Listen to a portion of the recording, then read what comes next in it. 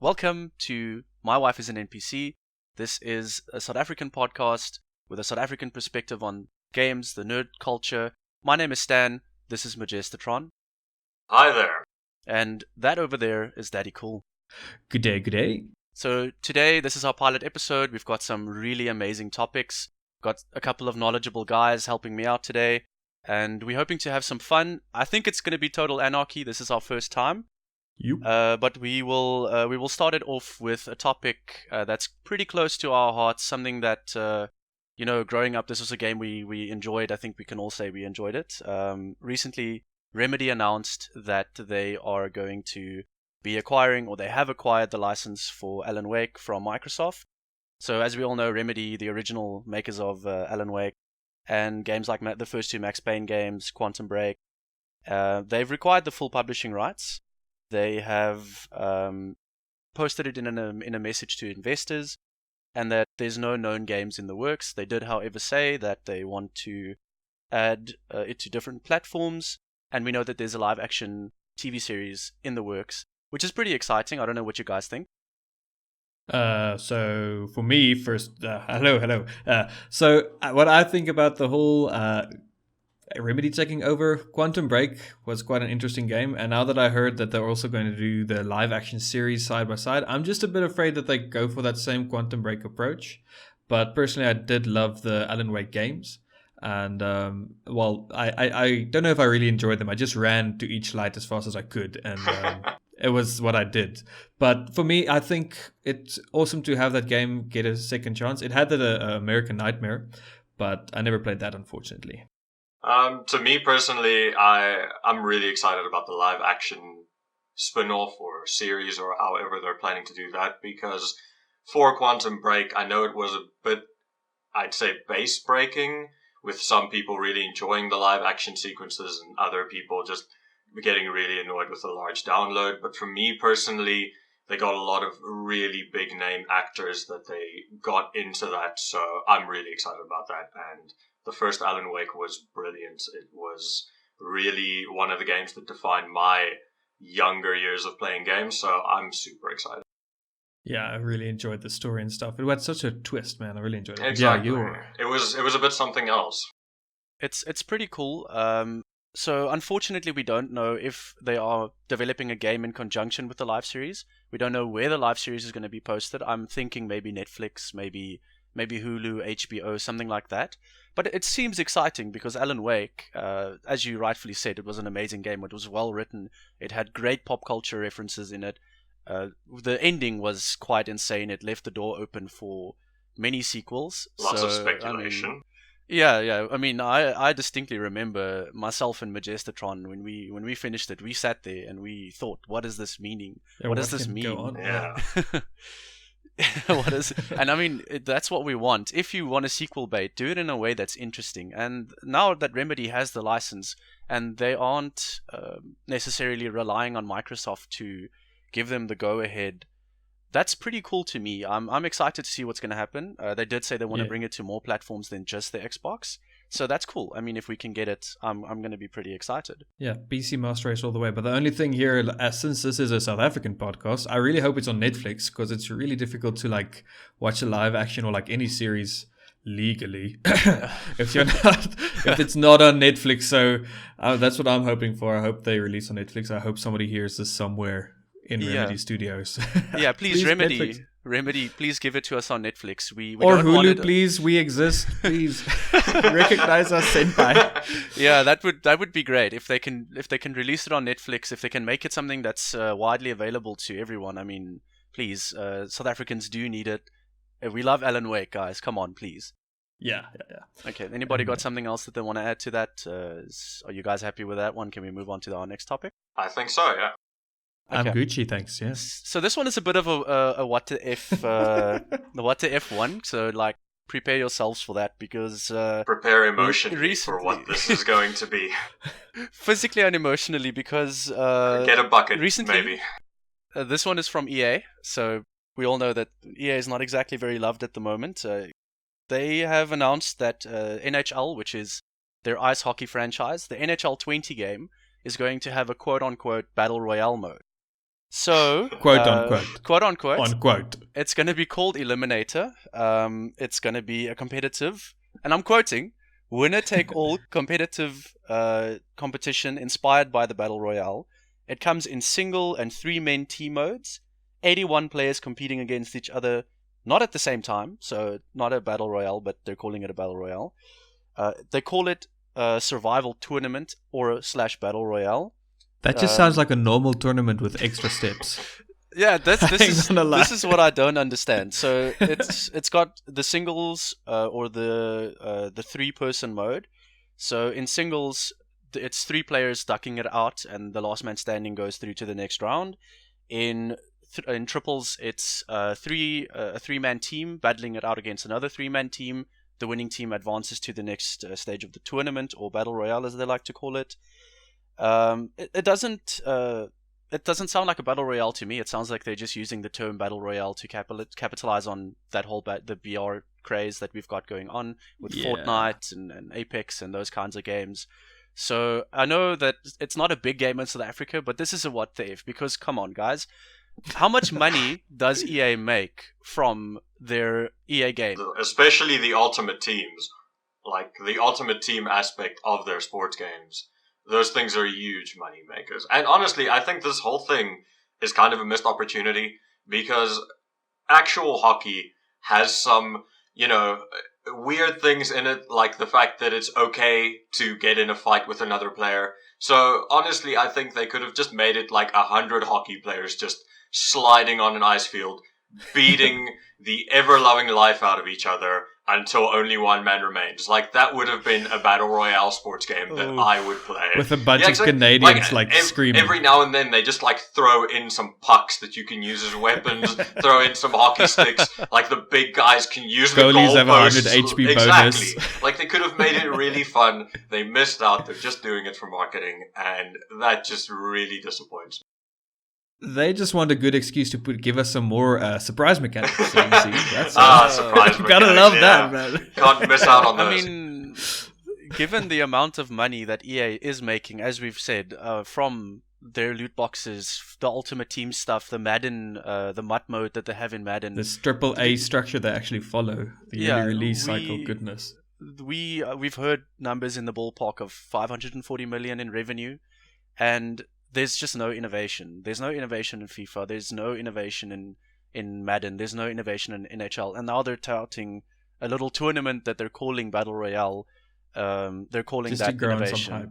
Yeah. It's crazy. It's ridiculous. It's honestly just a normal tournament anyway. From what I read, it honestly just looks like they slapped a new name on it to it's just a knockout phase. Yeah. Basically, a knockout single game elim tournament type thing. Exactly. Something that has existed in gaming, and especially sports gaming, since the dawn of sports. Yeah. So, it really just is a marketing ploy, which, as if EA isn't already in the dog box enough with their surprise mechanics and every other thing that they've done for the past 10 years. Hey, they released Apex at least, which I'm happy about. But we'll just say it wasn't EA. We can talk about Apex a bit later as well, so don't worry.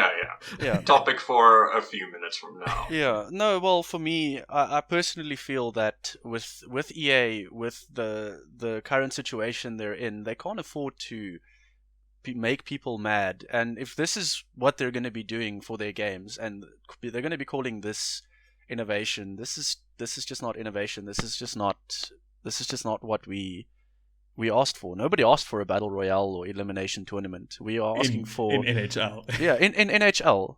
Overall, the battle royale genre, I still really enjoy it, but it is on its last legs. Yeah, it is a bit saturated. Exactly. It's not like, even if this were a genuine battle royale, which, as we've said, it really isn't. But even if it were, they're late to the party, so they're just kind of wasting everyone's time.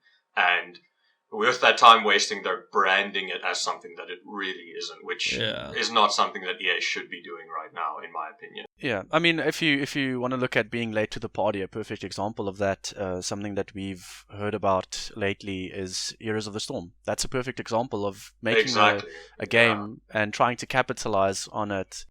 Yeah, it was super late to the MOBA party, and it wasn't good enough to justify it. Like even Valve with the artifact, it's yeah, but I mean, yeah, they were late to the card playing party, but they really monetized that so wrong as well. yeah, that's also. I mean, I think that just died due to absolutely atrocious monetization.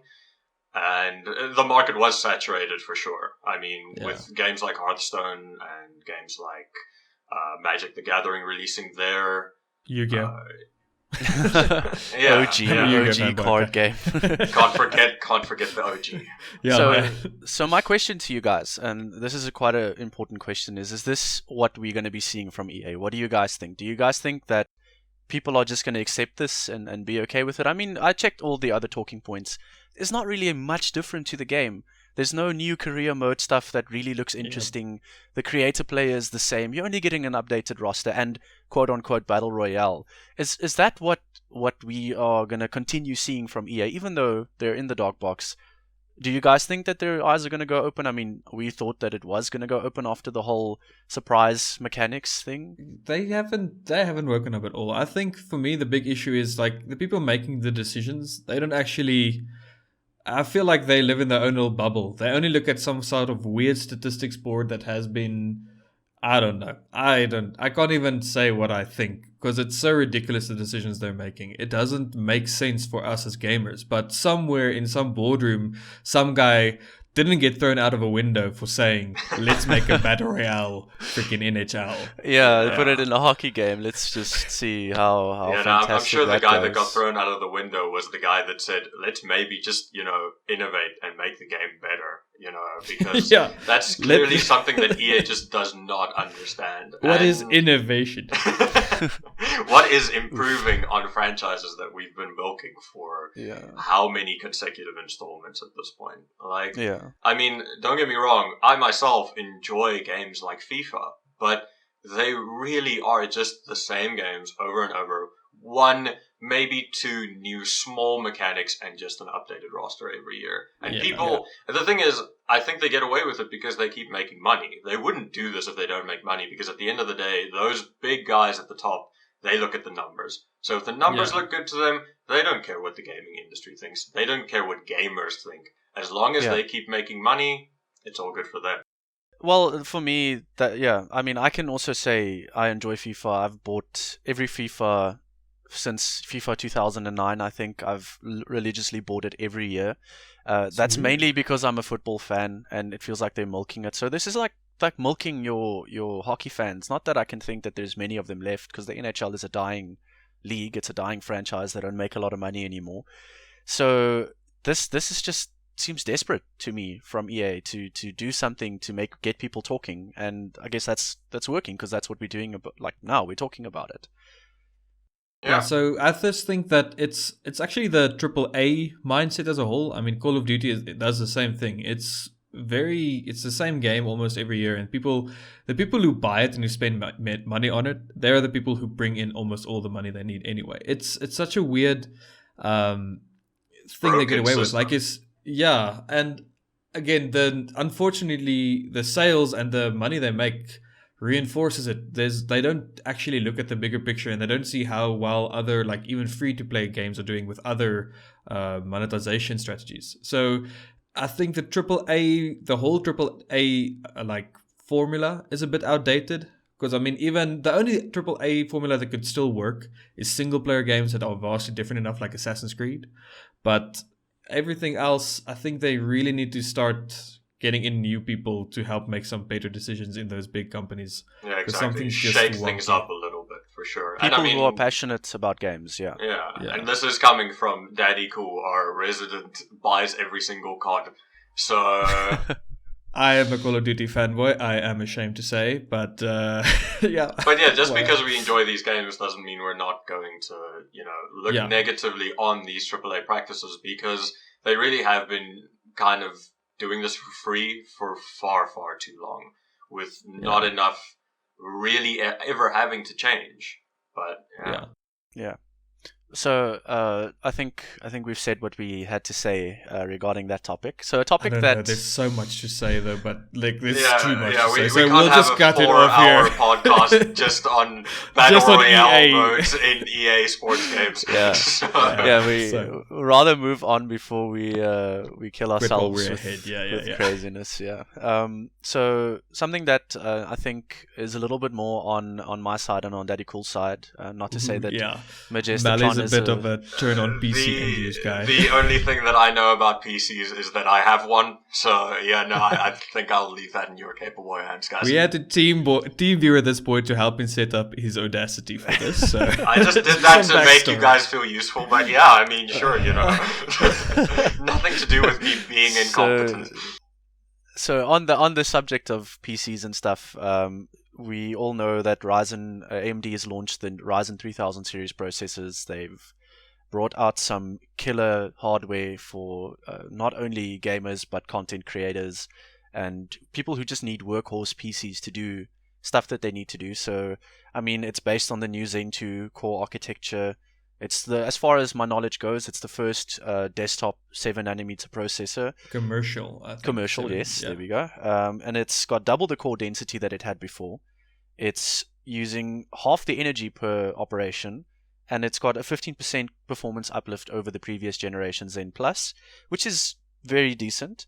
It supports PCIe 4.0, but only on the X570 chipset. We'll get onto that a little bit later because I found out something interesting. Yep. same And here. then the product stack for the consumer stuff is a 4-core, 4-thread, your entry-level Ryzen 3 series, and then up to the Ryzen 9, which is a 16-core, 32-thread. There's different models with different clock speeds and stuff like that. And then the highest-end Ryzen 9 chip is outperforming Intel's i9, their top-of-the-range i9, which is the first time in over 10 years that AMD's got a product that is definitively Challenging. outperforming Yeah. Intel. Oh, and outperforming actually. Yeah, it's the first time since the Athlon 64 days, if I'm not mistaken, and that's more than 10 years Yep. ago. That's ridiculous. So that's quite hectic. And then Intel doesn't have anything on the roadmap to compete with them that we know of. It doesn't look like they've got anything on the roadmap for the next 2 years. Yeah. I think they're still stuck on 12 or 14 nanometer processors, or 10. I think 10 nanometers is what they're doing now.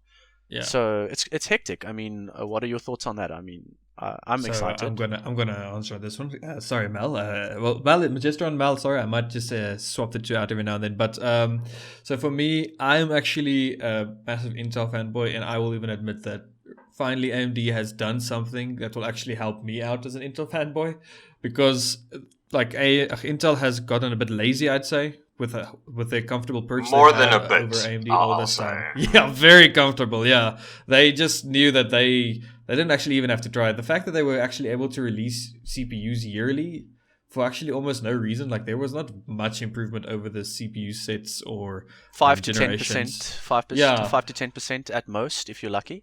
Yeah, it was really it was a state of comfort for them, I think, and that shows in the way they were doing things. And I think sure they have nothing on their roadmap for the next 2 years, but I think the flame that AMD just started hopefully gets us some good competition, because obviously competition is always good for the consumer. So that's what I'm the most happy for. And I'm actually considering a third gen Ryzen system build, just because of how I've heard that it has better performance for streaming.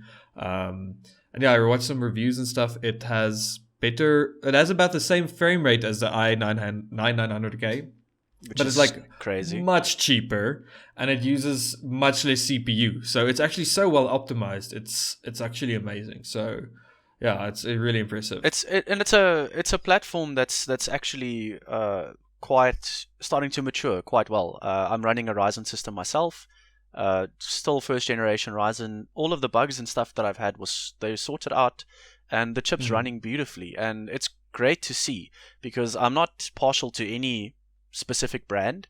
I'm one of those people who buys the best value for money, the best performing for the dollar or for the rand, as you'd have it in our country. And it's great because in South Africa, it's expensive to build a computer. It's quite expensive to build a high-end Intel rigs. And having the AMD option being so cheap is great. You're getting the same performance for nearly half the price. I don't think it's that ratio, especially in South Africa. Unfortunately, we here tend to suffer badly from I don't know if it's import taxes, import fees, taxation. It's like something you'd buy on Amazon for $100, which would equate to, let's say, 1,500 Rand, could easily go for upwards of 3,000 Rand here. I've literally seen that for some headsets, some high-end headsets. It's just, here in South Africa, we can't even rely on the hype of low-priced units, because I feel like companies try and actually like price off of our hype. And they'll still price it cheaper than Intel, but not in the way that it's being priced internationally. It's not going to be the half price, but it's going to be, let's say, 25% less for the same performance, which is still excellent. But it's unfortunately not that 50% that AMD offers. And that actually honestly breaks my heart as a PC builder and PC enthusiast here. So, so we all know that AMD, with their chipsets, have been supplying console makers. And I mean, as far as I've heard, some of the rumors that have gone around, they're still going to be supplying Navi architecture chips and Zen chips to Xbox and PlayStation for the next-gen consoles.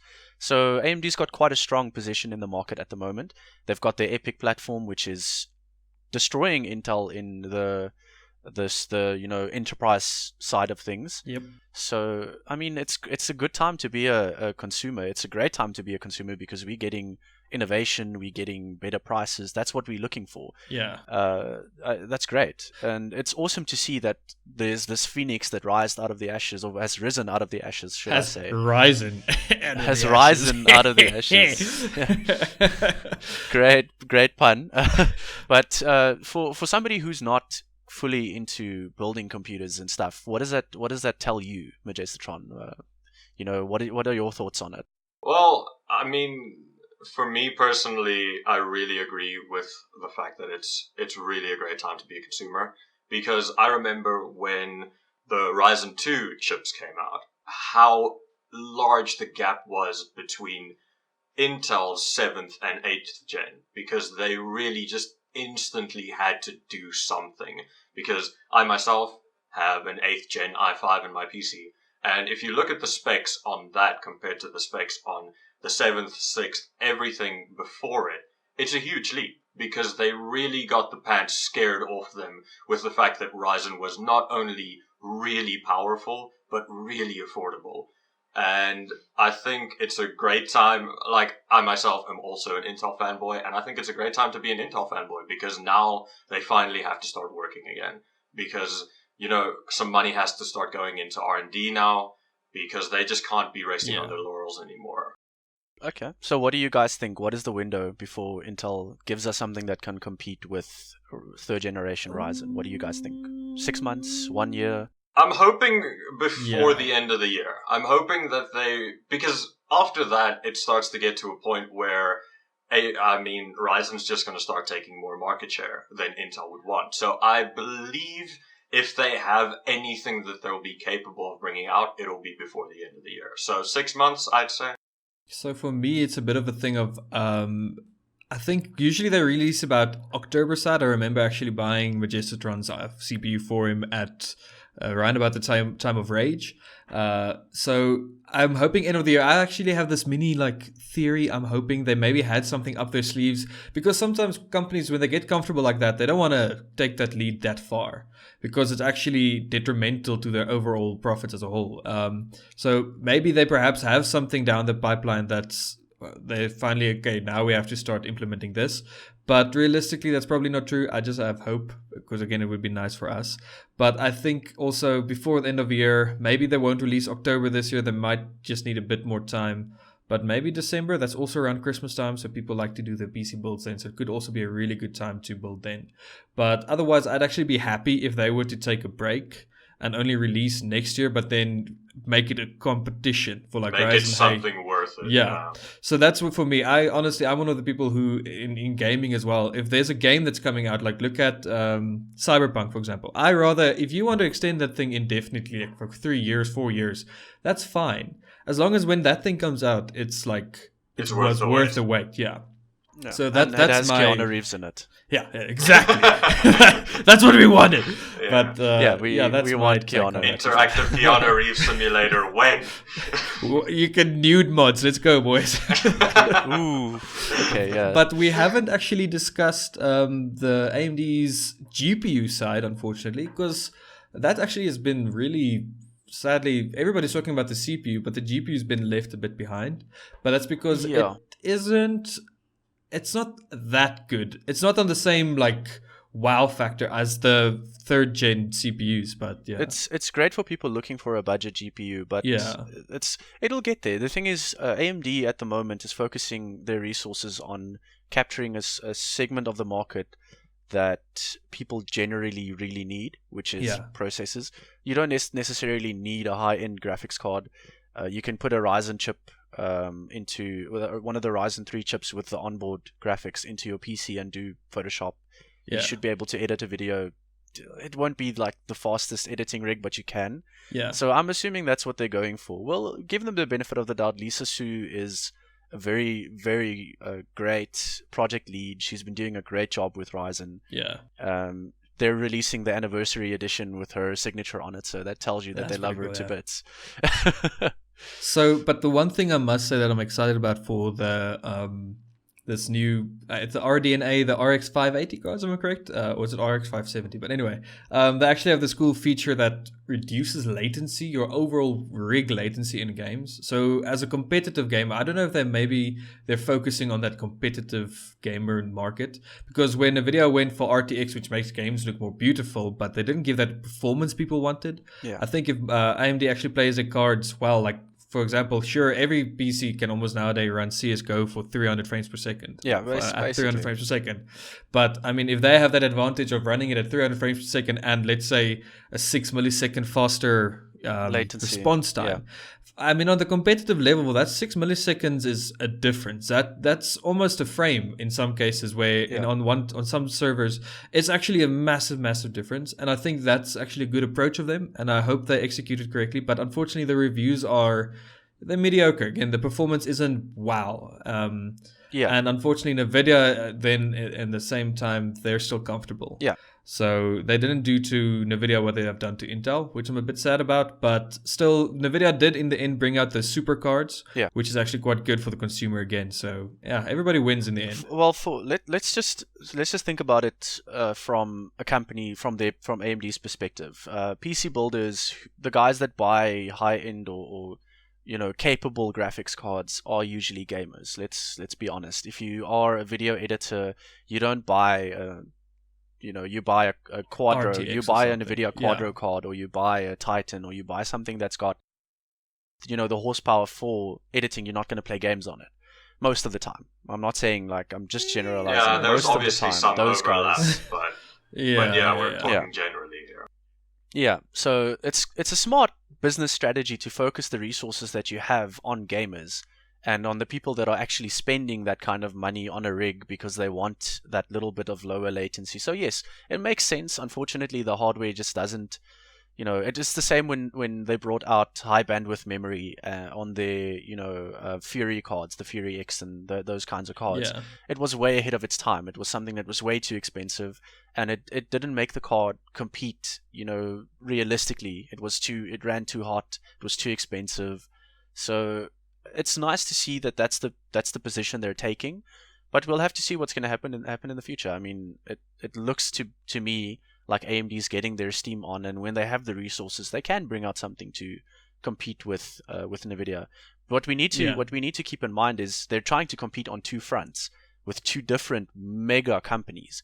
Yeah, Intel that's actually and really NVIDIA. impressive from their side. Yeah, so they're doing a great job for the fact that they were really in trouble for a while. Yeah, I think one thing that possibly helped also the GPU not be as powerful or as well developed is I think they actually thought that Bitcoin was going to go a bit further, because their cards were the better cards for Bitcoin mining. They were more efficient for quite a while. They were more efficient. Yeah, so I wonder if they maybe had some development into Bitcoin GPUs and stuff, and then it's like, well, nope, that's not a big thing anymore. So we gotta go back to gaming now, gaming focused only.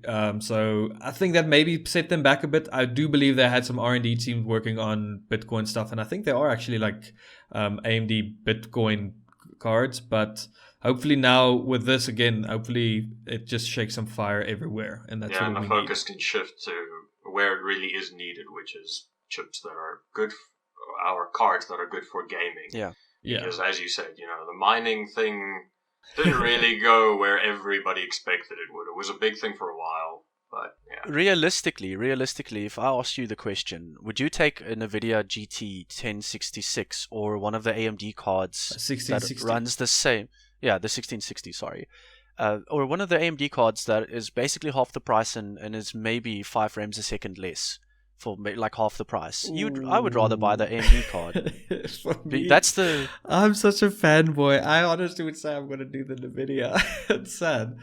But yeah, but if you realistically look at the Yeah. NVIDIA card, that's still a 750 that has been just boosted up a little bit. That's the sad part about it. If you look at performance wise, I had a 750 Ti that was performing the same, and I like think it was 950 or within 3. 750, right? No, I had a 750 Ti that was performing the same as that card. It was within a couple of frames a second, which is well within the margin of error. Huh. Well, that's interesting. Yeah, I'm actually just waiting on the reviews from like esport gamers or competitive gamers on the AMD latency. That's Yeah. a big theme I'm actually waiting on, and that would actually be my big.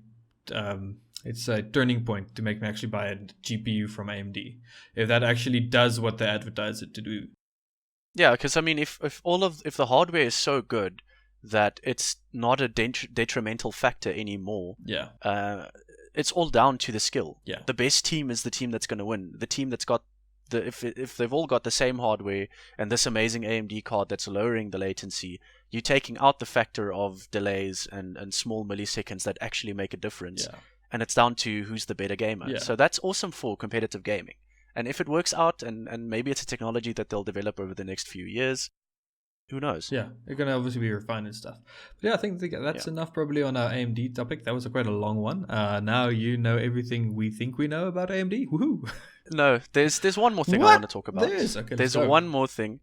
The PCIe 4.0 support on the X570 chipset. Yes. AMD came out and said that that's the only platform that's going to support PCIe 4.0, and recently I think it was Asus, probably, if I'm not mistaken, they released X470 boards that Also support PCIe 4.0.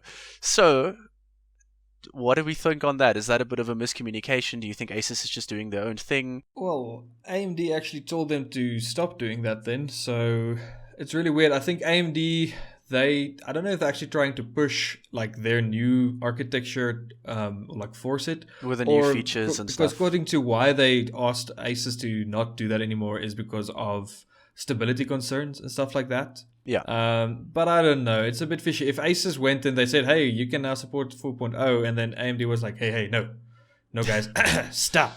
You're not supposed to.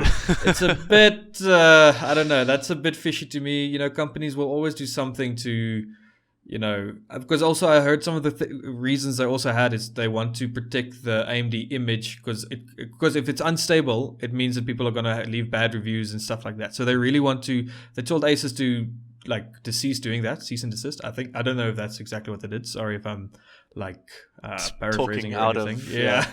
But we're not sure. that's we're a not lawyers. general census. I watch Linus Tech Tips, okay, so that's where I got my info from. So Okay. Well, it's a reliable source. They do know. yeah, what no, they're it definitely talking is. about. So it's a bit of a concerning thing that they aren't going to allow the 4.0 support on the X470 just because of that.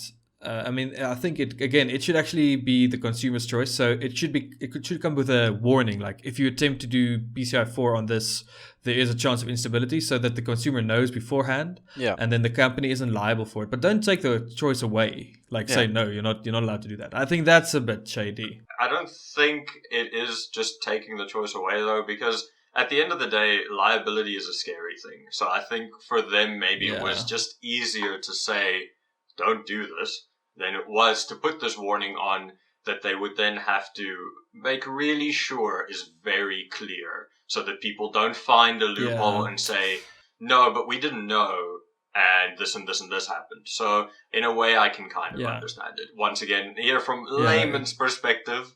But yeah, I just think, you know, that kind of lawyer speak and stuff might just be easier than getting the kind of lawyer speak that warns people to not Yeah. do something that they're not 100% sure about. The business world is a whole different ballgame. Exactly. So we can't really speak on that behalf. We can only speak of like what we know. Yeah, and we don't know what's going down in those boardrooms and stuff like that. So yeah. Okay. All right. So yeah, that would end the AMD topic. Aha! That was the yeah, most I important think question. Everybody now knows more about AMD than the AMD Research and Development Department. Even Majestatron now We knows tried. about AMD. Even me. Even me. him. Okay. So the next topic that we've got is something that I'm not exactly very clued up on. I don't play this game that often, and when I do play, you guys get quite frustrated with me. I'm very bad at it. I'm not very good. I Never. prefer to do my own Never. thing, and I play it like a console gamer. So, But it's in Apex Legends, the ranked matchmaking. They've got these. Apparently, there's a big issue with hackers. If you get to a certain level, you guys can share a little bit of your experiences that you've got with it, stuff that you guys have been struggling with and dealing with. I've got a few points that I can add on it that I've seen or that I've picked up on by just checking local news sources and news sources from overseas, watching streamers and stuff. So what are your experiences with it? You guys are the Apex Legends guys. You play it quite religiously. You're pretty good at it. so Well, I mean, granted, this is personal experience, so do Yep. take it with a grain of salt. How much but- salt? Are you guys like tilted amounts of salt? nah. Like Maybe I'd bias. say like just a little sprinkle. Yeah, it was like personal experience, how things work.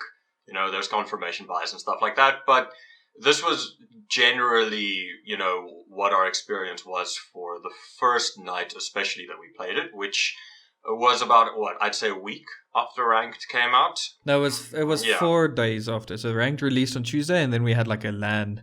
Yeah, we had a LAN to just jam some Apex. We like hid it from our friends. We didn't want to let our friends know. Yeah, we kept just LANing just together. do some Apex Ranks. You would say you guys experienced it out of how many games you guys played? Like how much percentage of it did you experience it? I'd say No, we got to- Yeah. Well, I mean, at the start it was fun. When we started ranked, it was really fun. Bronze and silver ranked, because, okay, a little bit of background, how Apex Legends ranked gameplay works, in case you don't know, or how the ranked system works, is that it's not like other games where you play placement matches like you would do in CSGO or in Overwatch, for instance. Instead, you just instantly start at Bronze 4. Everybody starts at Bronze 4, and when you play a game, you get 1 point per kill, up to 5 points, and you get 12 points for a win, decreasing with how high Your you placement. place. Yeah, Yeah. so And 12, 7, and 2. exactly. I think, And yeah. then you play, or you pay points. You pay some of these placement points to join a ranked game, depending on your rank. So at bronze, you don't pay a point. At silver, it's 1, so on and so forth, increasing at 1 point intervals. And that's how it works. So the ranked system is very much a grind more than it is a placement. A and full then- rank, yeah. Yeah. More of a So, grind than in CSGO bronze and silver, comp ranks. basically, more a grind than most ranked systems. Obviously, every ranked system has a little bit of a grind where you try to grind up your elo, but this is a bit more on the grindy side. But also, once you reach a certain rank, or like the new rank, because there's 4 tiers per rank, so it's bronze 4, 3, 2, 1, silver 4, 3, 2, 1. But if you get into silver, you can't D-rank from silver. So, and if you get into gold, you can't go back into silver, no matter how many matches you lose. And stuff However, like you that. can D-rank out of your tier. Yeah, so you between can the go tiers from you can. gold 3 back to gold 4, for instance, if you spend the 2 points that it takes to join a ranked gold game. And you're but you bad like don't- Majestatron, and then they'll get new points. I mean, I'm proud to be bad at gaming. Topic for it's another my day. ish. Okay, but any case, so that's how the ranked system works. In our experience in the bronze and silver games that we played just a few days after the ranked system came out, we encountered very few, at least obvious hackers. The moment we hit gold, however, we It was can like a say, brick wall. yeah, it was almost instantaneously just. I'm talking obvious hackers here, like Yeah. people who would track you through walls, through rocks, we had one guy that I recorded his gameplay where he shot a guy through a tree, just killed him instantly. No line of sight, had no idea the guy was there. He just tracked him for a solid second and a half through a tree. So it's like obvious hacking. It's not even the stuff that you can really say without it, with a shadow of a doubt. This guy may just be really good. It's stuff that no matter how good you are, you can't track a guy through an object that you can't see him. So we'd say in about like the 20 gold games we played, anywhere between 10 and 15 of those, we had obvious hackers kill us. Yeah, it was quite bad. Yeah, it was a really large amount of the games. And then over time, it started it's gotten better not because I think the hackers actually got banned, but just because they kept moving higher in ranks. Yeah, they're like Apex Predators by now. Yeah, exactly, which is the highest rank that you can achieve. Okay. Yeah. So so that's quite hectic. That's quite a big amount. Yeah, for that opening weekend, so we actually discussed yesterday as well. We were quite angry at the fact that the way they've been handling Apex as a whole, like the month it came out, they had 50 million players in the first month. And they almost didn't capitalize on it. And then they put a battle pass in, but it was underwhelming. And now they've put in a ranked mode in, but they haven't sorted out the massive hacker issue.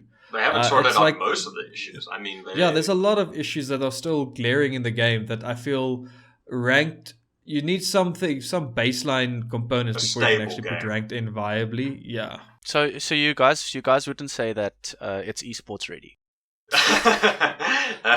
Overwatch means for the win. Yeah, no. Look, I would definitely not say it's esports ready. The game, as much as we enjoy it, don't get us wrong here. Danny Cool and I are huge fans of Apex Legends. It's probably one of my favorite, if not my favorite, online competitive game right now. But I'm a huge fan of getting a kill in the game, and then that's my contribution. But between the hackers. Because to elaborate on this hacker thing as well, there are some of these people that are obvious hackers, but they run around with 3, 4, 5,000 kills.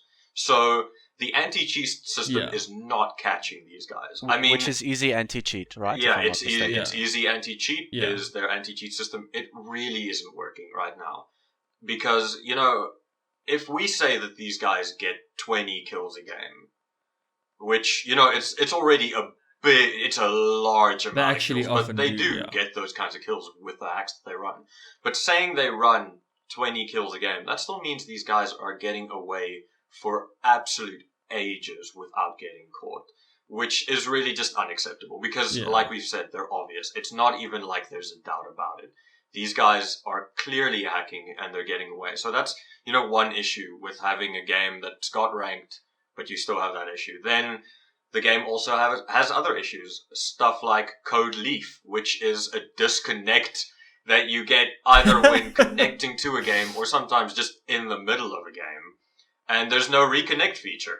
Yeah, that doesn't happen too much, but yeah, that's the other thing that the rank needs. It needs reconnecting because especially with a game that has these issues where you get disconnected so very often because it really happens a lot. Like, they have fixed the netcode.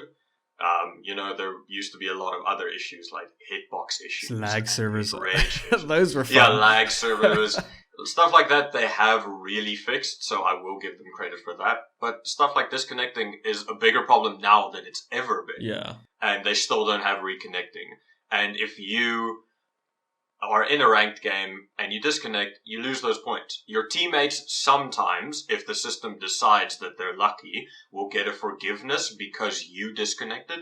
But you as a player who disconnected, those points are gone. Yeah. And while it may not hurt that much when you're in silver or in gold, when you start hitting the higher ranks where it costs you a lot of points to get into those games, that can literally make it impossible for you to progress. Yeah. So they really need to put work into that, I'd say, for a game that now has rank. Okay, so from my personal experience with easy anti-cheat, I've had some issues with it, as you guys know. In the beginning when I was playing the game, I run my Aura Sync on my computer. I've got quite a bright, colorful Rainbow Dash computer. I like to call her Rainbow Dash. And I would start the game up, and Easy Anti-Cheat wouldn't allow me to play the game if my Aura Sync was running. So I'd have to close this beautiful 20% performance increase that I get from RGB, and to be able to start the game. So, but the question that I do have, I don't get it anymore, so it seems like they have fixed it. Do you guys have faith in the dev team to be able to sort out these issues that you guys are experiencing? So I really want to. I want to have faith in them, but as of thus far, they've really dropped the ball with fixing these big problems fast enough. They got slow response times, yeah. So they do eventually fix it. So there was massive hitbox issues with Pathfinder and stuff like that, which they finally now addressed it. But I mean, the game came out in March. It took them about, what's it now? It's July. That's what's almost, if our math is correct, like 5 months to fix something like that. So I'm a developer myself. I know it can take long, but there are some glaring issues that people do bring up, and then it's kind of priority to fix. Exactly. And it feels like they never did priority patching. They had a patch in mind, and they just put those types of fixes into that patch. Yeah, they just added some. Yeah, instead of actually bringing it out mid-season or something like that. Like, I understand sometimes they say, like, you don't want to change things mid-season because it might affect the meta and stuff. But I mean, if something's broken, that's not affecting the meta. That's actually just fixing the meta. Yeah, you're balancing supposed to the be game. Yeah. Yeah, I mean, stuff like the example that Daddy Cool just brought up, the Pathfinder hitbox issues. Like, this was well documented for, over a month and a half that it was active. Like, we ourselves have lots of clips of bullets just going straight through him, not hitting him at all. There are lots of clips on Reddit, on YouTube, pro players experiencing this. Dizzy himself had an issue with how this worked. And it still took them ages to fix it. Like, it wasn't even that they didn't instantly fix it.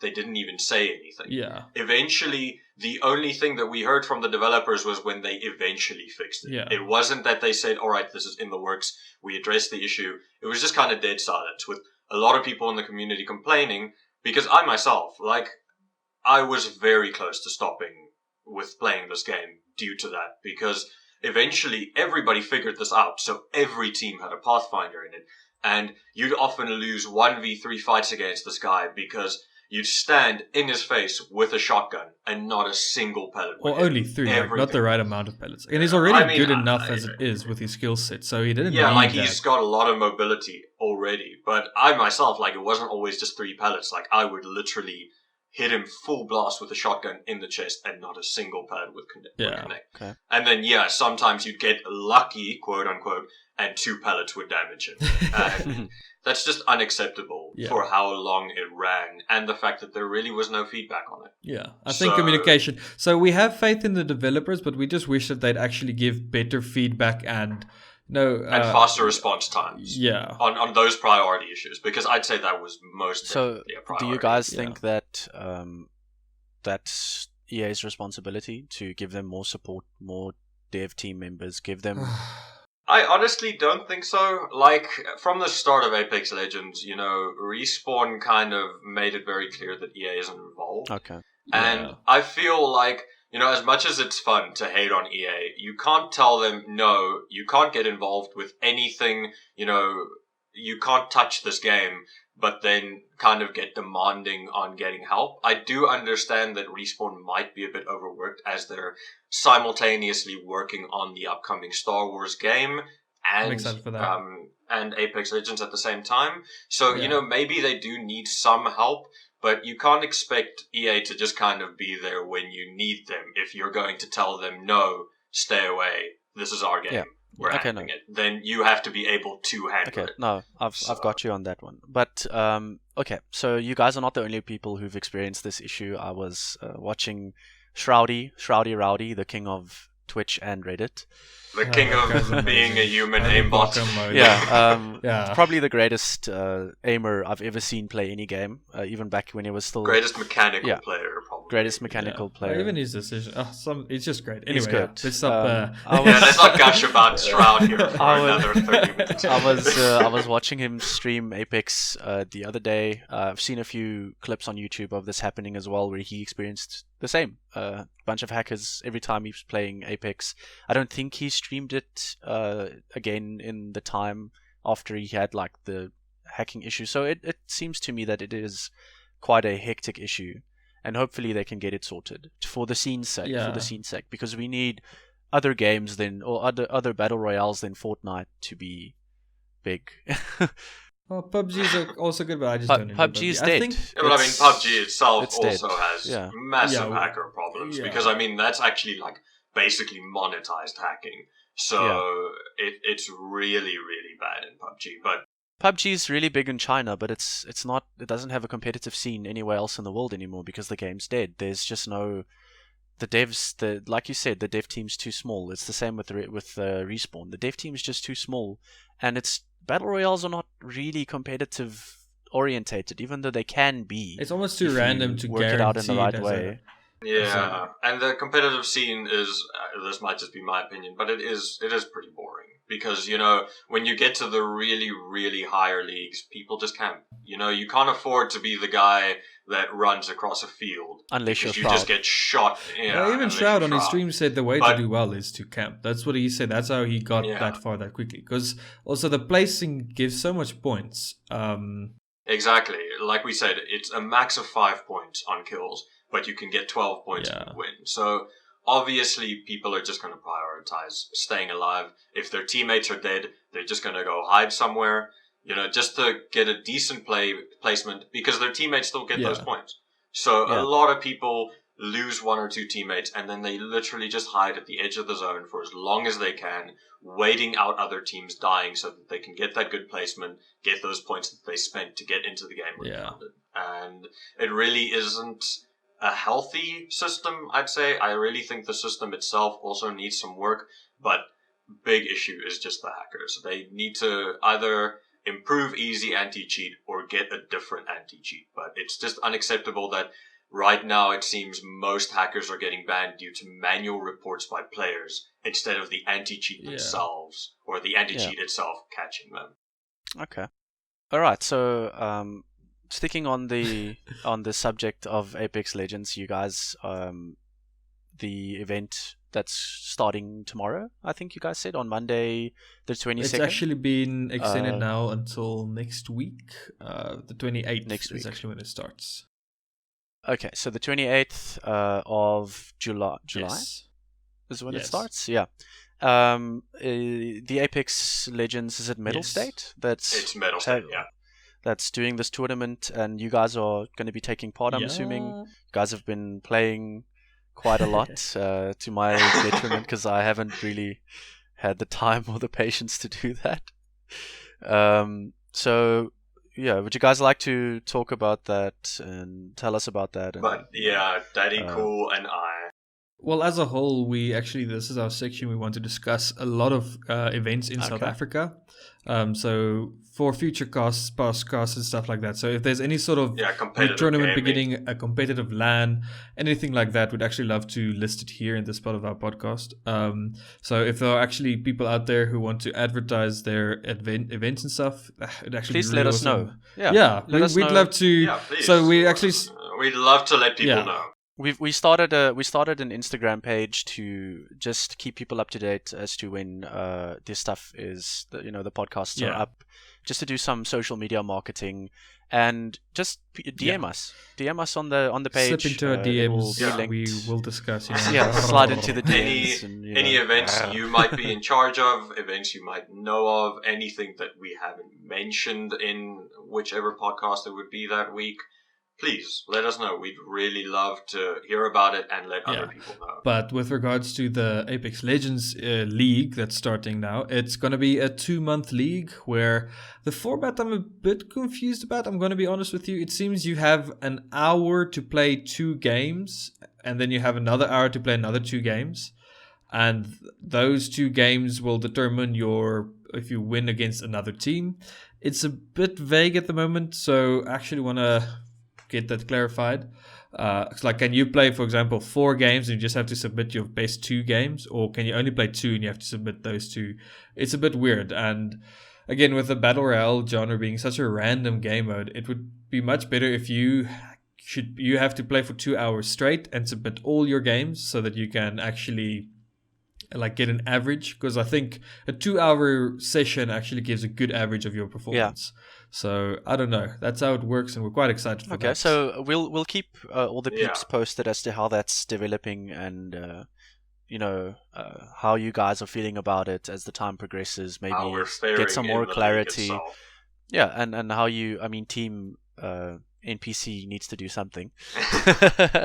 But hopefully we can just let the peeps know how things are going and keep them up to date as to that whole event. Yeah. We're going to be talking about more events in the future, but for now we'll stick to the Apex Legends one for this podcast.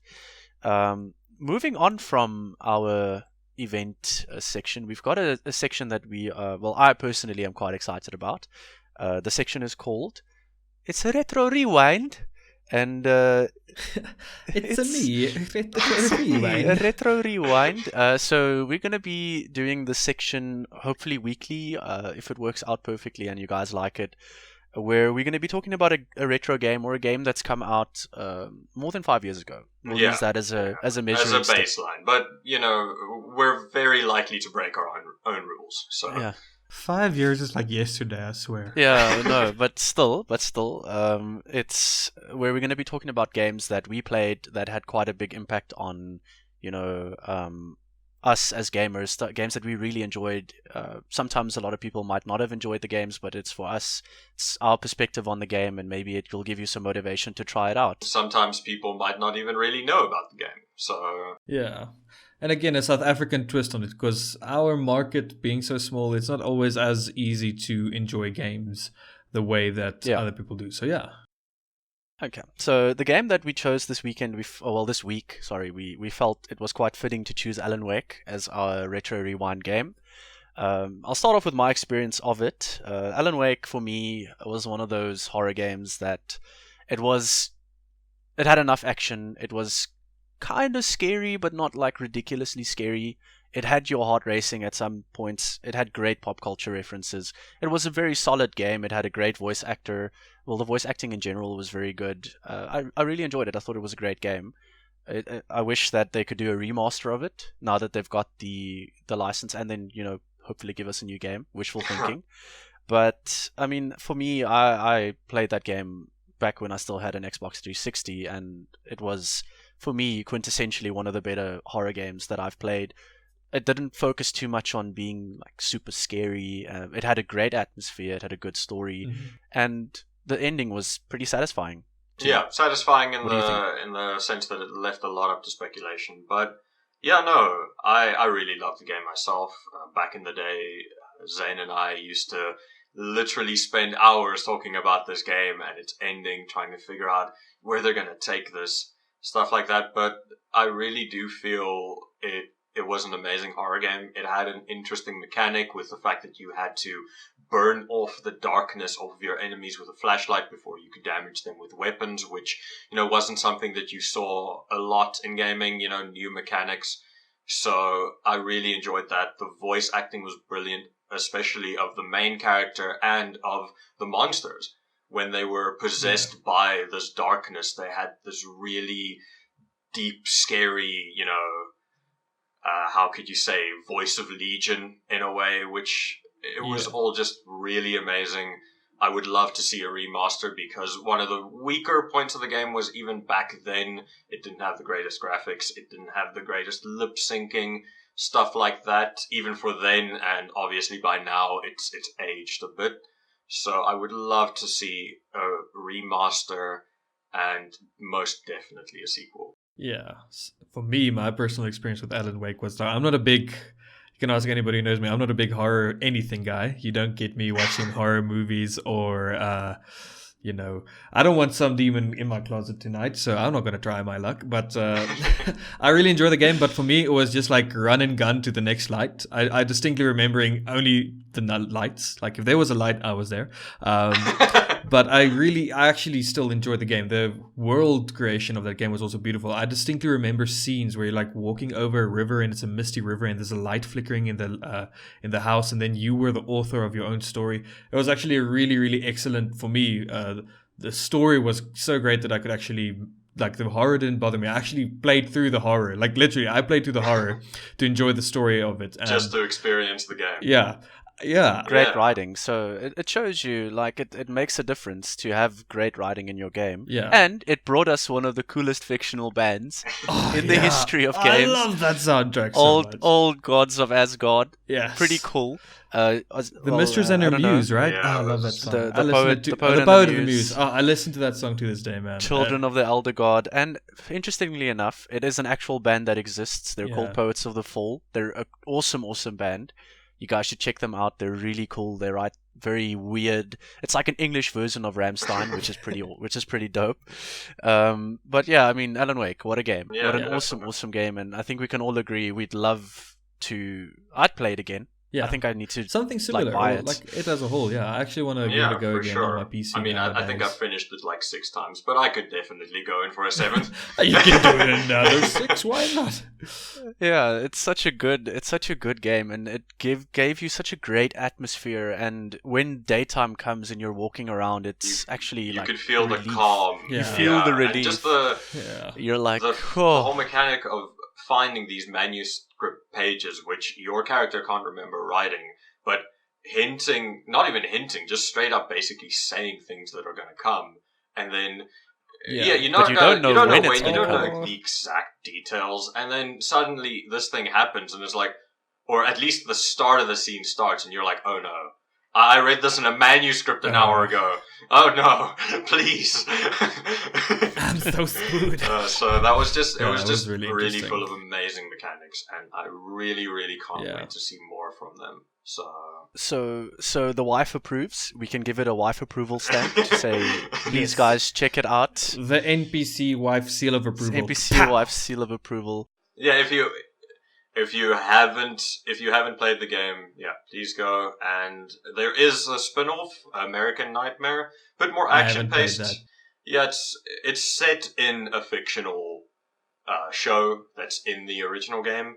It's very reminiscent of The Twilight Zone. yeah. So if you like that kind of stuff, it's not as scary. So if you're a person who can't really handle horror, daddy cool, I might give you it a know, go. you might enjoy that one more. And it still had very much the same feeling to it, just not as creepy. So please, guys, go check that out if you haven't seen it. Okay, so it's got the NPC wife seal of approval. What are we gonna rate it? Are we gonna give it a rating of, say, I would give it a rating of 9 out of 10, minus 1.4. Like you said, graphics were not really super fantastic. So mine, I'll give it a 9 out of 10, and then NPC wife seal of approval. Yeah, I'd give it an 8. I'd say I'm gonna take off 2 points for the graphics and the voice acting. Not the voice acting, I mean the lip syncing. Lip syncing. It overall bothered me quite a bit. It is a bit immersion killing, but I mean, overall, it's still such a brilliant game. Everything else was just executed pretty much flawlessly, in my opinion. So I'd give it an 8. For me, it would be 8.72, you know. For me, I know, I really enjoy the game. And when I played it when I was much younger, I felt like I didn't really care about stuff like that. So it would be unfair for me to now judge it on that. So for me, it's actually also just a 9, to be honest, because I really just enjoyed the experience of playing the game. So yeah, 9 for me. And that nostalgia. And we're gonna say we're not biased in this review, but that's our personal review No, of we it. are and biased. Yeah, I don't know. we are We try biased, not yeah, to be. We Yeah. try not to be, but at the end of the day, we probably will be because, you know, it is Retro Rewind. It's gonna be about Our games experience. that we Yeah. loved when we were younger. So obviously, you know, the nostalgia goggles might be a bit intense on it, but overall, we still do feel that these games that we're going to be mentioning in Retro Rewind are brilliant games. We wouldn't Yeah. mention them if we didn't feel they were worth it. Maybe we can get some people to also vote for a few games eventually, stuff like that. Yeah, Like, 'cause that could be sure. interesting as well. So we have like a Yeah. list of 5 games that we feel, and then if we can get a poll up and stuff, we'll see Exactly. how it drop goes. Drop us any games that you might have enjoyed that are 5 years old or older. Yeah. That you enjoyed. Drop us in the comments. Which would be absolutely crazy to see if this section takes off. We'd love to see Yeah. you guys and your opinions on these games, games that you've really enjoyed. So yeah, let us know. Slide into our Yeah. DMs. Also, leave us some feedback if you enjoyed Alan Wake, like what you thought about it, like your personal experience, or anything like that. We just want to grow a community and learn more about you guys as well. So Yeah, we want to know the South African perspective on these kinds of things. All right, so yeah, there's this one is a bit more of a topic for our resident Call of Duty fanboy. Recently, Call of Duty Black Ops 4 has released a new operation. It's called Operation Apocalypse Z. It's got 40 new tiers. Let's see, new specialist called Reaper. I haven't seen it. I haven't played the new updates. I'll ask you guys. it's so damn big. Three new multiplayer maps. A remaster of Havana, which is probably one of my favorite Black Ops maps. Remnant, which is set in the Museum of Natural History, and a map that's set in the Austrian Alps called, I'm going to butcher this, but Der Schatten, I think is what it's called. Schatten? I don't know. Yeah, get to the chopper. They're brought in Return to the Aether zombie story. I saw that Danny Trejo and M. Shadows from Event Sevenfold are making cameos in the game to be playable characters, if I'm not mistaken.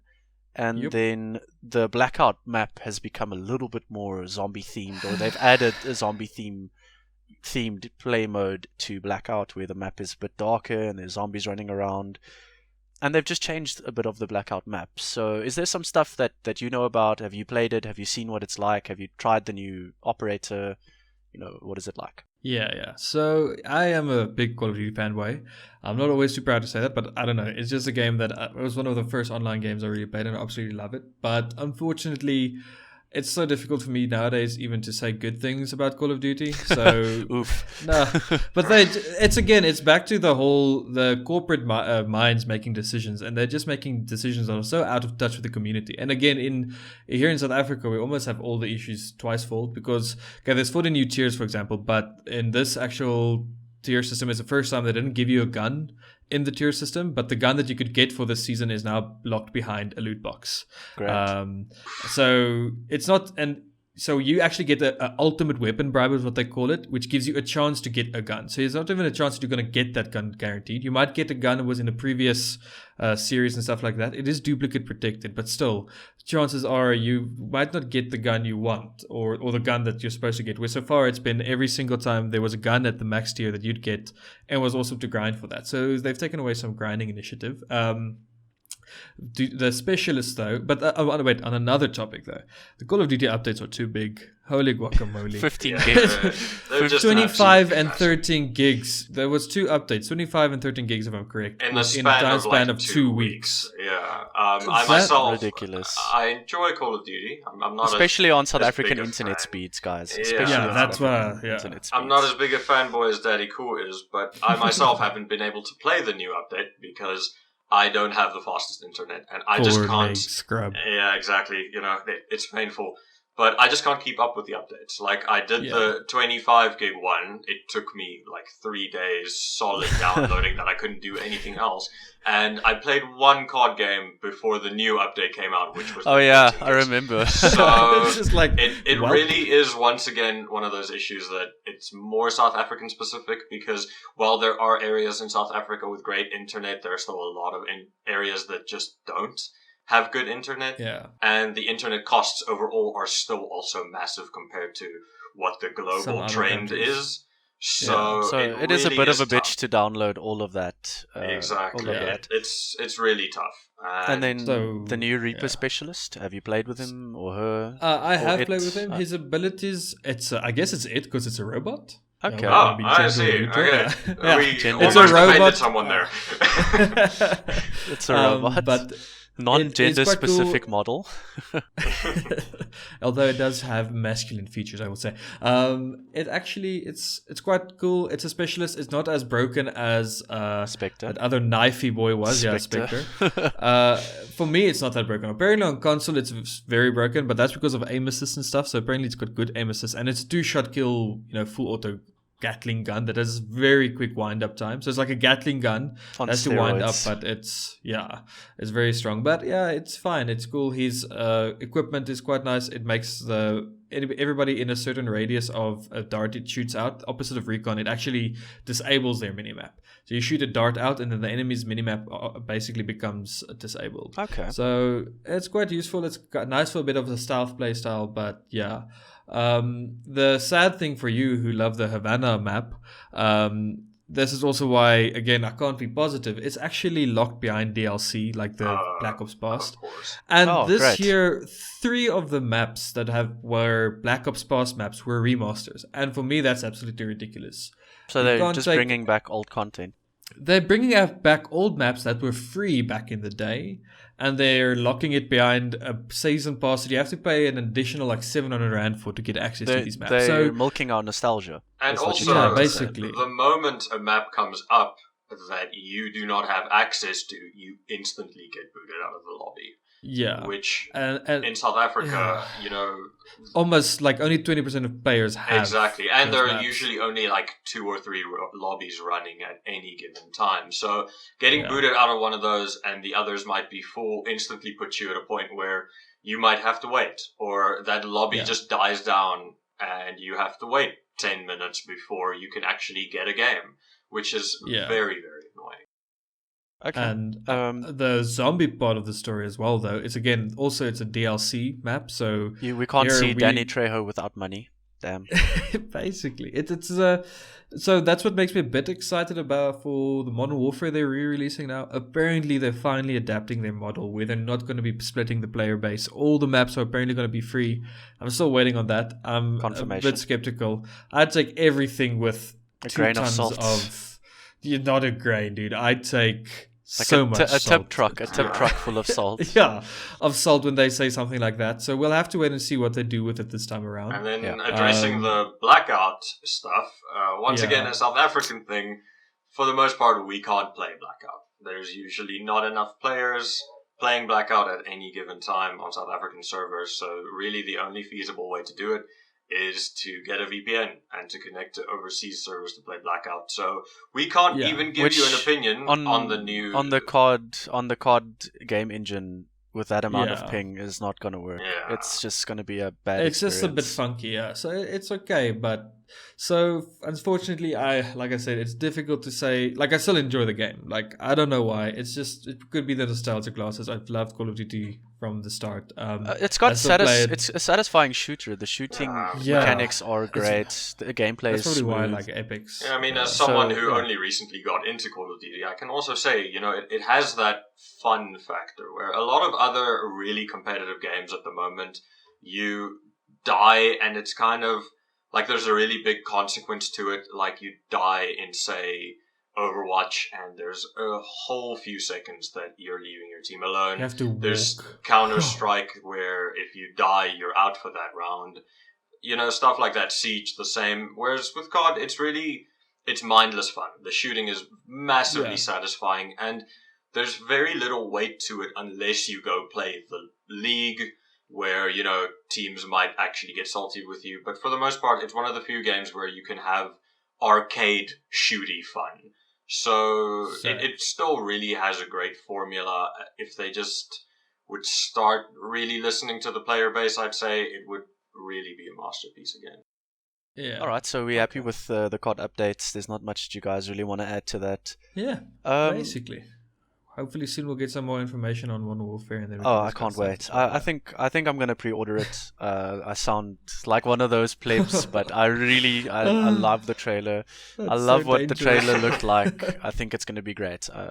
What Daddy Cool saying Yeah. it's dangerous, but probably having pre-ordered the game the moment Already. the trailer came out.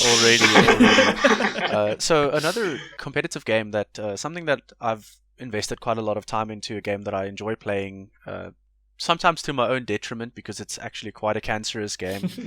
is Sanity destroying. is the Dota 2 International, which is starting in August. The tournament Yeah, is it's starting right around the soon. corner. We have received the direct invites, which is something I kind of want to discuss. I know that the qualifiers are finished and guys like Navi have qualified. I don't really want to focus on them too much for this podcast. We can talk about it as the international progresses. But we did receive a list of direct invites, which includes the teams like Team Secret, Virtus Pro, VC Gaming, EG, Team Liquid, PSG LGD, Fnatic, NIP, TNC Predator, OG, which is sponsored by Red Bull, which is quite cool, Alliance, and Keen Gaming. Those are your direct new names invites. there. Yeah, Keen Gaming is a new name that I haven't seen at an I international also before. don't know TNC Predator. I think believe. they were at their previous international. They just didn't get very far. Ah. But I'm gonna say it. I'm gonna go out there and support Team Secret. That's my team. I'm a Navi boy all the way, personally. Even though they don't have Dendi. Actually, whichever team Dendi is, I'm going to support. I think he is with a team, but I'm not 100% sure which team he joined. But for me, I've looked at the form coming into the international, and there's 3 teams that really do stand out to me. We've got Team Secret. They're topping the Dota Pro circuit with the most amount of points, with the most amount of wins. They are looking quite on form. We just hope it's not going to be a repeat of TI5, coming in looking hot, going out before, like, going out in 8th place or something ridiculous. Second favorite that I've got for this international is Virtus Pro. They're looking great. Second most DPC points. And then we've got VC Gaming. They're looking great, actually looking solid. Those 3 teams are way ahead of everyone else when it comes to the pro circuit. They've won the most amount of tournaments. So, you know, it's the international. You can say that they're favorites, but anything can happen. We've seen it before. Yeah. Any team can win. I mean, you look at Kuroki and Liquid. They're looking very strong. Miracle's playing his best game. They're looking great. So we never know. Anything can happen. E.g., Arteezy and Sumail can come out of nowhere and destroy everyone again. So you don't know what's going to happen. It's going to be great to see. Have you guys got any specific favorites in that list, except for Navi, because they're not in the list of direct invites that you guys are looking at? For me, I like upsets and underdogs. So whoever the underdog is, I actually don't follow the Dota Pro scene that much, so I wouldn't have an opinion there. But I honestly just like rooting for the underdog team and hope they we just like we hope shake things Navi up. we hope Navi are gonna win TI9. Yeah, I myself don't really follow the Dota Pro scene as much, but I really like OG. I mean, they were the underdogs last year. And they actually won. Nobody expected anything from them. And you mean Big Daddy No Tail is basically... Exactly, you know, he's an absolute... He's got the name Daddy in his name, or the word Daddy in his name, so I also support him. Yeah, so, you know, nobody expected anything from them. Nobody expected they would do anything, or even reach the final. Then nobody expected they would do anything in the final. And due to some really, really amazing plays, which were so good that I actually went and watched that game, it was just a beautiful spectacle. So I think it was great Dota, and that's what we want to see. It was amazing Dota. So I stand behind them. I'm not sure their team's not in the greatest state at the moment, but it's the international. Anything can happen. Exactly, anything can happen. They weren't supposed to win last year, so you know, you never know. Who knows? You never know. Now, a question regarding the international that I've got for you guys. It's a surprise question that I'm throwing in here. How long before we see a team from Africa competing in the international?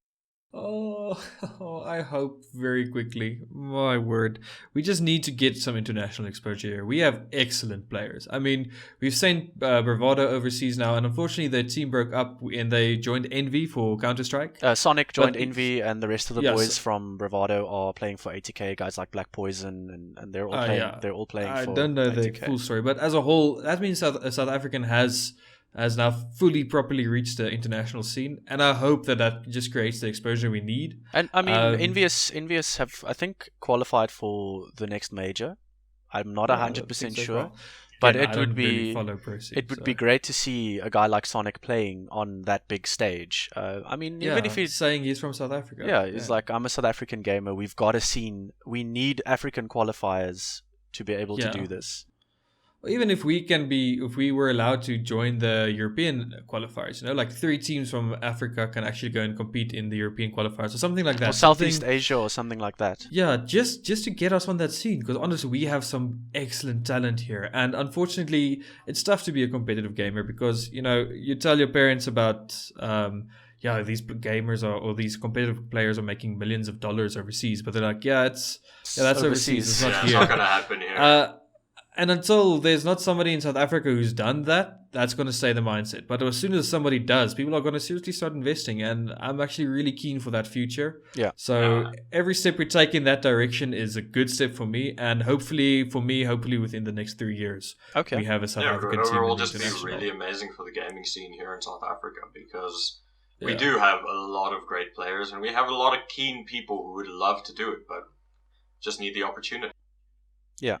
Okay. You just don't have the exposure. So we rate 3 years and we'll have a team playing pro level I Dota. rate we're gonna pull a Springboks on ourselves, and 3 years from now we're gonna win the I was just international. about to Let's say. let's go big or go home, man. That would be ideal. That would be ideal. Yeah, that would be obviously that would be epic. Having a South African team or even just an African team win the international. Yeah, man. doesn't I necessarily can't have to imagine be the a South amount of African team. sponsorship and attention we're gonna get for that. As long as It it's gives me African. goosebumps just thinking about it. Yeah. Yeah. I mean, it would be awesome to see. As it doesn't necessarily have to be a South African team. That would be ideal because Yeah. rep South We're Africa, South please. Yeah. But an African team in general, because that would bring the spotlight to our little To the corner of the world. continent overall. Yeah. Yeah. Which would just be But as a fantastic. whole, like any sort of like Australia as well, like any sort of country that, because I mean, gaming is an international thing. Everybody loves gaming, and I honestly feel that everybody should be given some chance to compete at that level. So not just South Africa. It's actually about inviting more people to see what the world has to offer, what those countries have to offer. Because I'm sure there's some pretty talented people in Australia and New Zealand and Yeah. who knows where else that's not even being considered for qualifiers. Well, it's actually a bit sad to think. Yeah. I mean, Australia's got a CS:GO team going at the moment. Renegades, I think, is an Yes. Australian org, and they're doing decently. They've got quite talented players. At the moment, CS:GO is being dominated by Team Liquid. NACS is dominating the scene again. So that's the magical thing. 1 year it's European, 1 year it's North America. Why can't we be in the mix? Yeah, why can't we be there? Why can't we just show we have talent? That's all I want. Yeah. Yeah, just our guys get our need a chance. little bit of exposure. Just get out there, and just on a constant basis, go to international tournaments, have the opportunity to do it, get that investment into South African esports. It would be great, because for how Yeah. many years did we have teams like Bravado and Energy Esports dominating the scene because there was nobody else that could compete Yeah. monetary wise, with money wise. There was no other orgs that really had the resources. Now our scene is growing. We've got teams like Goliath Gaming, we've got teams like Big Five, we've got ATK, we've Omnius, got I believe. There's a lot of teams, yeah. big proper teams that just need a bit of international experience to make them reach that level that we need them to reach. Yeah. All right, I think we can probably move on to our last section, I believe. Second last And- topic. Second last? Yeah, we've got the Witcher Netflix Oh, adaptation yes, teaser. of course. Yeah, surprise bamboozle one that just got slipped in there. Nice. This one, I think you mentioned before the recording that you haven't watched it yet, Daddy Cool. So please do that No, I have after not. the. I will. Please do it after. Myself and Majestatron, we've seen it. I'm hyped. I'm not gonna lie. I'm pretty hyped. From what I've been seeing and what I've been reading, they want to focus on the monsters more than anything else. Geralt doesn't look too bad. Geralt doesn't look too bad. Not as He bad looks as decent. I expected. I honestly did not have a lot of hope when I heard Henry Cavill was going to play him, because, I mean, don't get me wrong, Henry Cavill is a great actor, and I think he can pull off a lot of roles, but Geralt is a very particular... Unique. Yeah, unique is probably the best way to describe it. He's a unique character. You know, he's got a lot of unique features, from, you know, stuff that they can easily make happen, like the cat eyes and the white hair, to stuff like a really unique voice, all that kind of stuff. Yeah. That sexy, raspy Exactly, voice stuff that the man's got. That's a bit difficult to pull off, but I'm keeping a cautious optimism for the show. You know, I don't want to get too hyped, but I don't want to write it off before it's even here yet, because, you know, you get both of those camps. So wait, is Superman not the main actor anymore? No, he is. No, he he is. is. Henry But- Cavill. Oh, is he now? After the Okay. trailer, Okay. I'm a bit more convinced he could pull it off. He looks Yeah. decent, actually. He's Okay. the one thing that I As have long to as point he out. has a real mustache, it's fine. The one thing I have to point out, though, for me that caught my eye during the trailer is how swole he is. Yeah. God damn. Like, That guy is buff. That he guy is spends so buff. It's 26 hours a ridiculous. day in a gym, man. Like, that's the only way you can look like that. He Dude, eats 2 lunch he- breaks, right? He's Or one. But That's the one. he's really swole, and that's actually gonna make me feel very conscious about myself. They need to stop this now. Yeah. Bring back Dad Bod Bring for back Witcher that series. bots to TV. We'll start a petition. You guys can join it. But one Change.org. thing that is also important to mention about the Witcher Netflix adaptation is that it is more focused on the books than the games. So I think that's something that made me also go in with a bit more of an open mind because, a lot of people... The books are pretty yeah, good. the books are good, and it's a bit different from what people are expecting because everybody wants it to be exactly like the games, which it's not going to be. No. Well, at least this is something that is good for Netflix, for investors, because this could be the next Game of Thrones. I'm putting it out there. Barring season 7 and 8. What's season 7 and 8? Yeah, I mean, there was no Game of Thrones season 7 and 8. What a shame that it was cancelled when it was still good, But it could be, if they approach this in the right way, because the books do have a bit of politics in it. From what I've seen, the special effects look great. The actors look decent. I can't wait to see what the final product is going to be. I am not going to lie, I'm pretty hyped for it. From what I've seen and heard about the fact that they won't be focusing too much on the politics and a bit more on the monsters, which is what I want. But they could slip it in there, and they could slip in the relationships Geralt has with the people. Yeah, it could be subtly slipped in there. And I mean, Netflix does need a hit. At the their moment, stock price fell with 10%, so they need... The biggest thing they have is Stranger Things. So, I mean, and don't get me wrong, I really love Stranger Things. Stranger Things is amazing, but you can't have one real flagship franchise and then all your other Netflix originals are very mediocre, in my opinion. So hopefully this could be that one other really big hit that they need. Something that can go down as not just a good Netflix original, but a really good show overall, just like Stranger Things right now is. So, even the potential of the IP of the Witcher universe, there's so much you can do with it. If you run out of material from the books, you can go in your own direction, but still stay true to what you want and what you make it your own thing.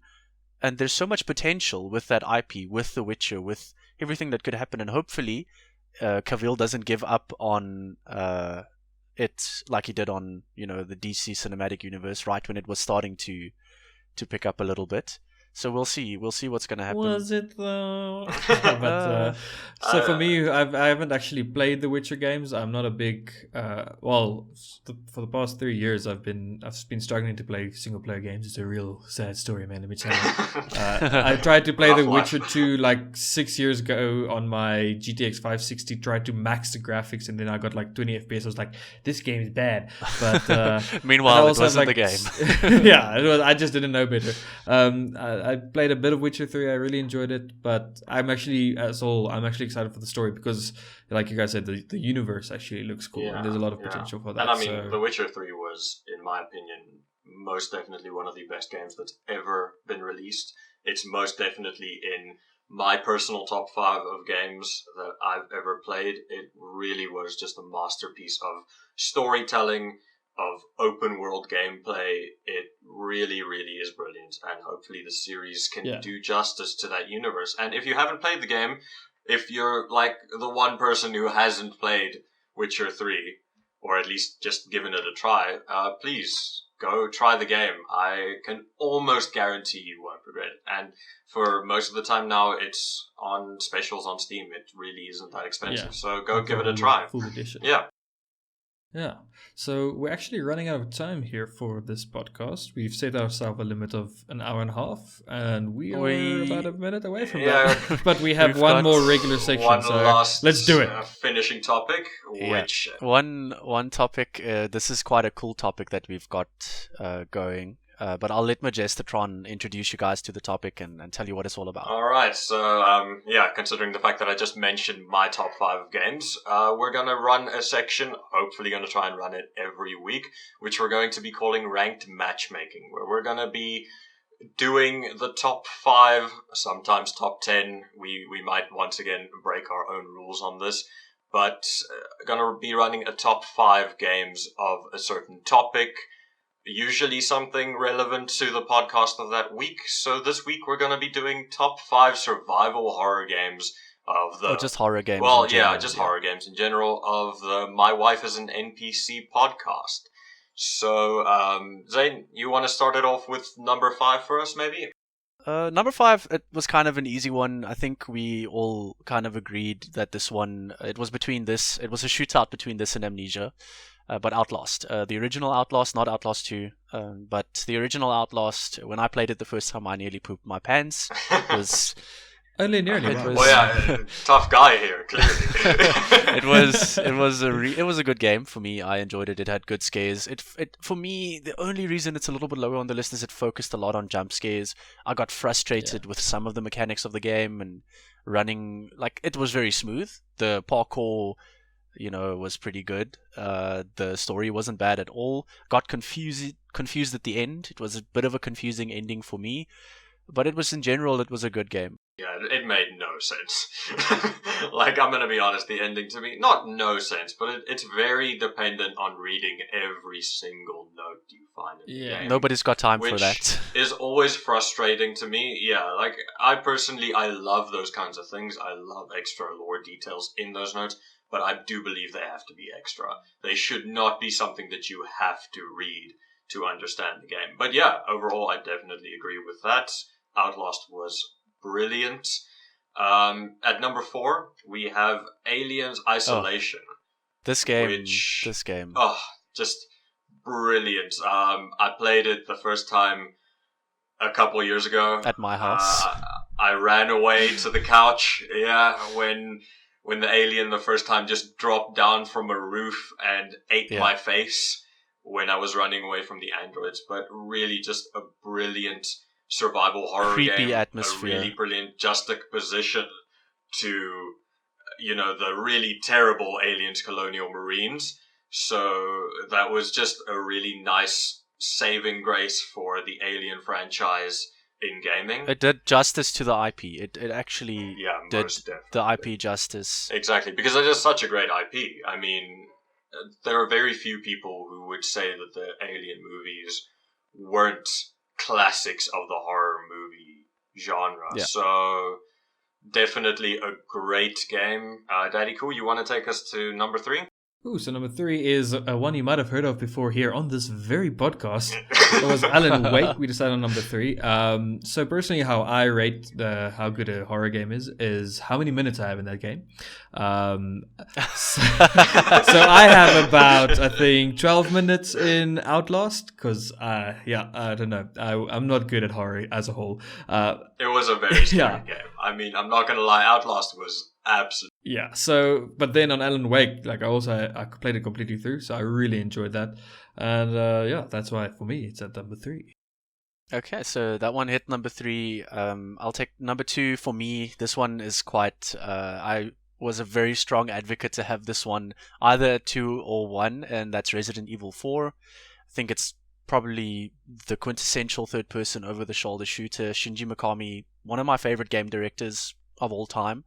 The voice acting was great, the gameplay was great, the atmosphere was awesome. It was challenging, and it was just challenging enough. I wasn't so fond of the having to carry around this useless woman who was just weighing me down the whole time. But overall, But I mean, it was genre great. defining. It was. It was It was great. truly genre It was defining as a game. for me what Resident Evil should have been. After that, Resident Evil 5 was a bit of a disappointment compared to Resident Evil 4. Only a bit. Only a little bit, but Only a little bit. I mean, that was massively disappointing. Yeah. But, Resident Evil 4, though, Shinji Mikami has got a new game coming out, which I'm quite excited for. It's called Ghostwire Tokyo, and we know it's going to be good. He's a great game director. The art style of the game was great. It was seriously challenging.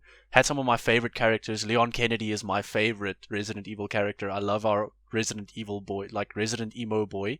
He's so cool. that hair. Just That hair is just amazing. just the coolest character, and I don't know what you guys think about it. I mean, it was my advocation that got it onto the Yeah, list. it was truly amazing in my opinion. I definitely agree that it deserves to be either number 1 or 2. But I think the only reason that number 1 is where it is because I was even more adamant about that. And after like a proper discussion, I agree with you on the choice, and that is why it is number 1. And I've got a lot of is- hours in it as well. In number Yeah, 1. so we all agree it's a A bit lot of of hours, as in an hour and 1 minute into it. it's a bit of a curveball because it's not necessarily a choice that a lot of people will make, but it's something that we all can agree on that we had fun with. So could you take it away for us, Mel or Majestatron, and just tell us why you think it's great?